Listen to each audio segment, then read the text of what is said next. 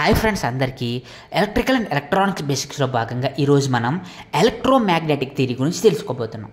అంటే ఏంటో తెలుసా, ఏదైనా ఒక మ్యాగ్నెట్ని తీసుకుని దాన్ని కనుక మనం ఎలక్ట్రికల్ సప్లై అప్లై చేసినట్లయితే దాని చుట్టూ అద్భుతమైనటువంటి ఒక ఎలక్ట్రోమాగ్నెటిక్ ఫీల్డ్ అనేది జనరేట్ అవుతుంది. సాధారణంగా మనకు తెలుసు మ్యాగ్నెట్కి 2 పోల్స్ ఉంటాయని, ఒకటి నార్త్ పోల్, ఇంకొకటి సౌత్ పోల్. అలాగే మనం చూసుకున్నట్లయితే నార్త్ పోల్ దగ్గర తీసుకొస్తే అట్రాక్ట్ చేసుకుంటే, అలాగే రివర్స్లో తీసుకొస్తే రిపెల్ చేసుకుంటాయి, అంటే రివర్స్లో రిపెల్ చేసుకుంటూ ఉంటాయి అన్నమాట. మరి దాన్ని బేస్ చేసుకునే ఆ యొక్క మ్యాగ్నెటిక్ కనుక ఎలక్ట్రిసిటీ అప్లై చేసినప్పుడు ఆ యొక్క మ్యాగ్నెట్ చుట్టూ అద్భుతమైనటువంటి ఒక ఎలక్ట్రోమాగ్నెటిక్ ఫీల్డ్ అనేది జనరేట్ అవుతుంది. దాన్నే మనం మ్యాగ్నెటిక్ ఫ్లక్స్ అంటారు, మ్యాగ్నెటిక్ మోటివ్ ఫోర్స్ అంటారు. ఇవన్నీ కూడా ఈ యొక్క ఎలక్ట్రోమాగ్నెటిక్ ఫీల్డ్ ద్వారానే సాధ్యమవుతుంది.